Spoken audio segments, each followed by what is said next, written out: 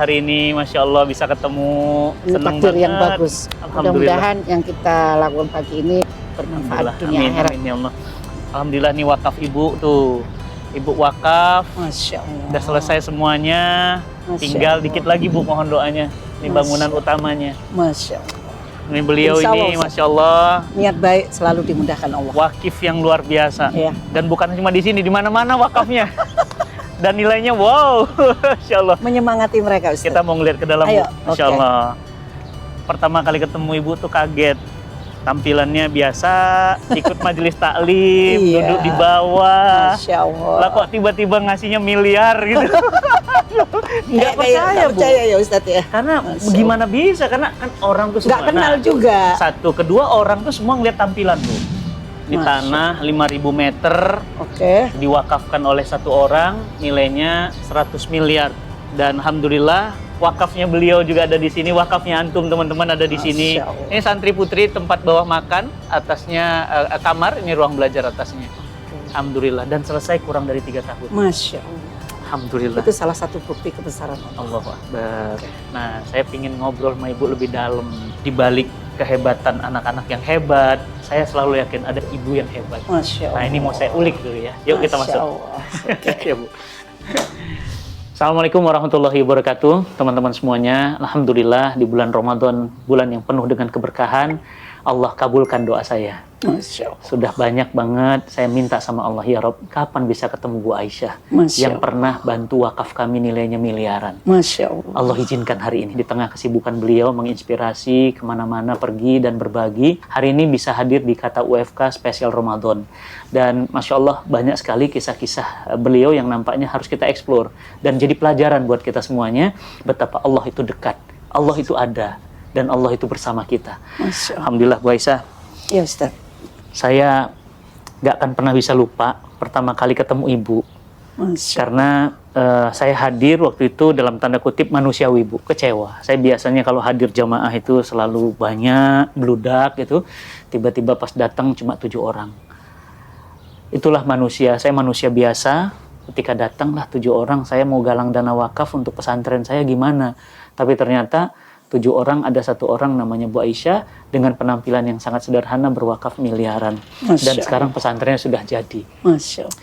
Bu, saya juga ingin tahu, Ibu wakaf dengan nilai yang sebesar itu, ada rasa seperti apa, Bu? Nggak sayang, itu kan uang bisa beli rumah, bisa beli mobil Forsi, Lamborghini. Ibu kok bisa ngelepas harta sebesar itu? Allahu Akbar. Yang menggerakkan hati itu Allah. Saya sendiri, itu anak saya ya.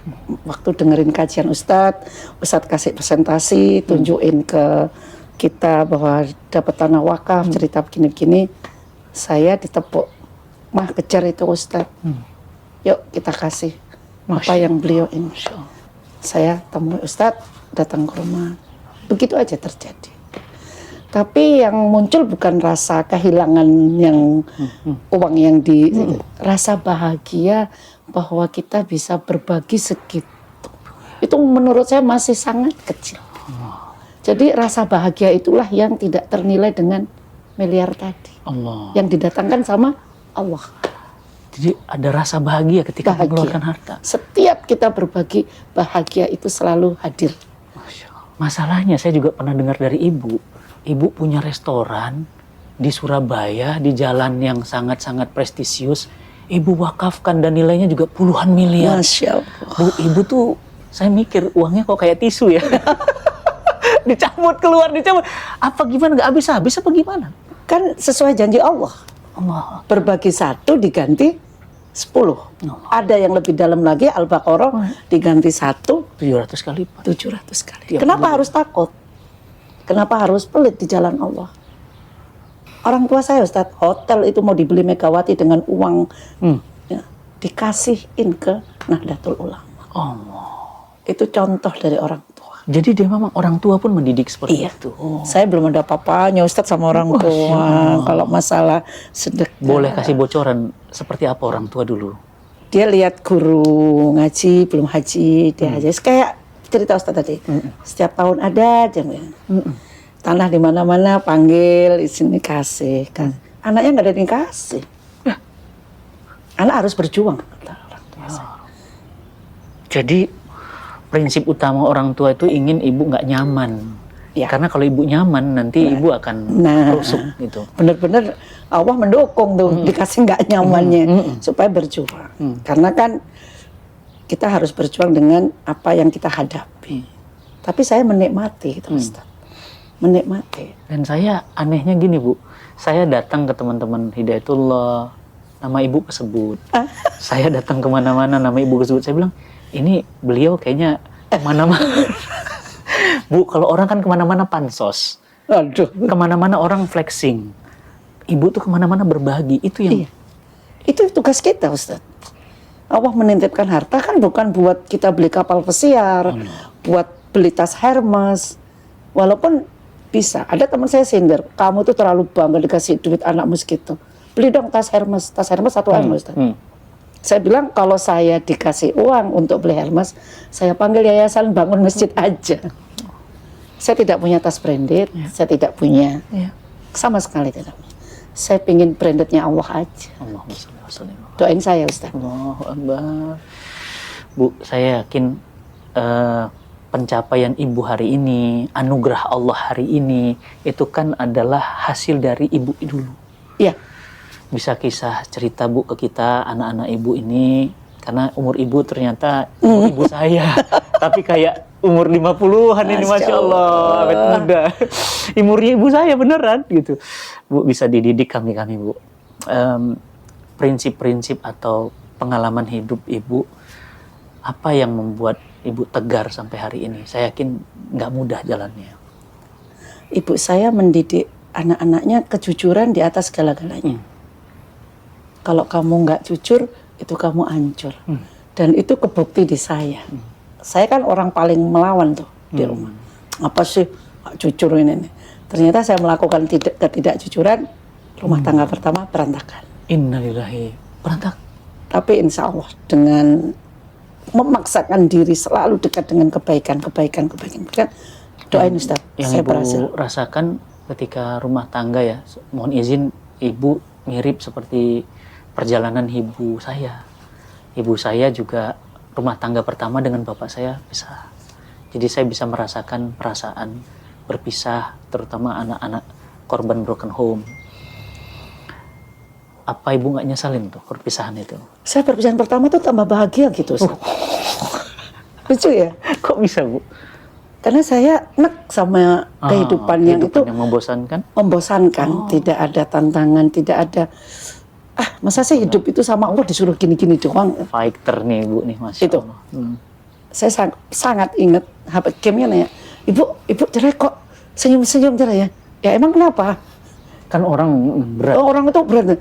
Saya tuh kayak dapat lotre gitu loh, lepas dari. Berapa lama jeda sehingga ibu 3 akhirnya tahun. memutuskan? Oh, 3 tahun. Dan di situ saya dapat hidayah. Ayah saya yang menekan saya. Oh, oke. Sini kamu. Masya Allah. Saya pikir mau dibunuh tuh. Saking bandelnya mungkin. Saking mentoknya itu, ayah saya udah mentok. Nih ayat wa mayatakillah. Ya jangan Barang siapa bertakwa bersungguh-sungguh akan diberi jalan keluar, diberi rezeki dari segala penjuru. Benar nggak Ustaz? Betul. Tapi ada lanjutannya tuh, barang siapa kufur, laknat Allah amat pedih. Siapapun dengar laknat Allah amat pedih, remnya pakem lah Ustaz. Saya sama siapapun gak pernah takut Ustaz. Sekolah ayah saya yang bangun. Guru saya nakal, biarin yang punya sekolah. SMP negeri, nggak punya apa-apa. Panggil ayah saya datang, pulang, kepala sekolah sini. Kamu nakal aja terus biar sekolahan kita tambah bagus. Artinya dalam tanda kutip sebandel-bandelnya ibu tuh masih anak yang taat sama ayah ya sebenarnya. Yang ayah tekankan, ibu saya tekankan, kamu nggak boleh meninggalkan sholat 5 waktu. Itu saya nawar. Kalau hari Minggu aku nggak mau sholat, sekolahku libur. Kenapa? Ya masa aku sholat, aku pacaran, malulah sama Allah. Nah kalau Ustaz, tapi di usia yang sebenarnya usia berapa ya? Itu datang lagi ujian. Ya rumah tangga tadi ya. Itu ujian kedua. Di ujian kedua itu waktu akad nikah saya berjanji sama Allah, ya Allah, saya udah bosan nakal, saya mau balik ke jalan yang benar. Waktu nikah kedua akan saya bina dengan kejujuran.